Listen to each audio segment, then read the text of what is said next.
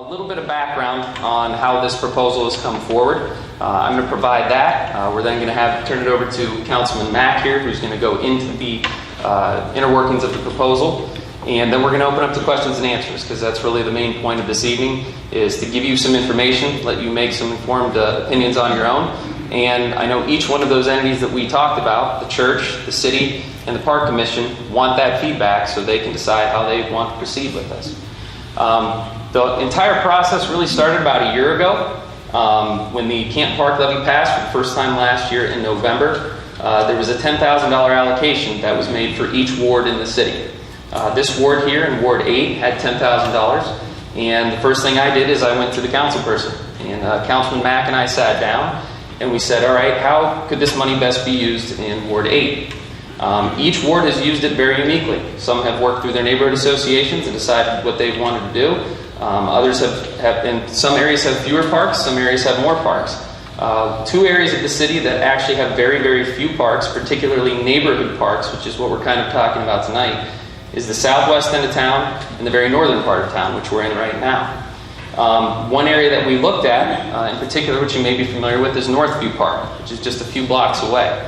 It's kind of hard to call that a park because there's really nothing there. If you've been there, it's really a vacant lot that's sandwiched between two houses, and there are two parcels there. A lot of people don't realize that. The parcel that the city owns is really kind of the back 3/4 of the property, which has a lot of trees and is a drainage area. The part that Councilman Mack and I were talking about is a flat parcel that could be developed.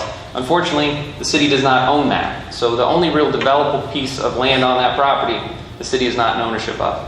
So then we looked at Plan B. Are there any other parcels in this area that the city could use to develop a park?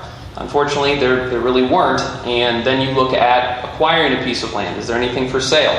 As you probably know, vacant parcels in this end of town are going to cost well above $10,000. So to be able to purchase something and develop it would go well beyond that $10,000 threshold. Then we looked at another option, and this is a very common option throughout the country and throughout the state, which is a public-private partnership. Find an interested party, an interested landowner that has a parcel that might be willing to share with the city and use it for a public park. And obviously the best case scenario is an area that may already have a park-like property. The two usual suspects for that type of activity would be a church or a school property. And we found several of those in this area.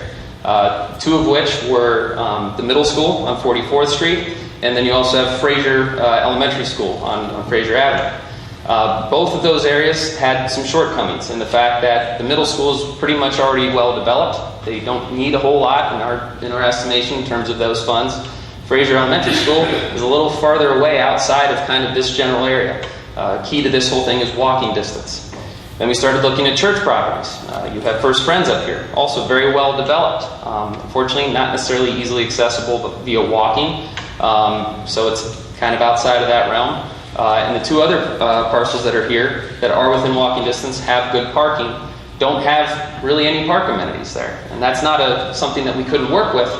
However, the final option that we looked at is right out here. And as many of you know who have been in this area for quite some time or haven't, there is a playground area. It needs a lot of work. It's not in perfect condition. It would need some upgrades. It has a park shelter. It has ample parking.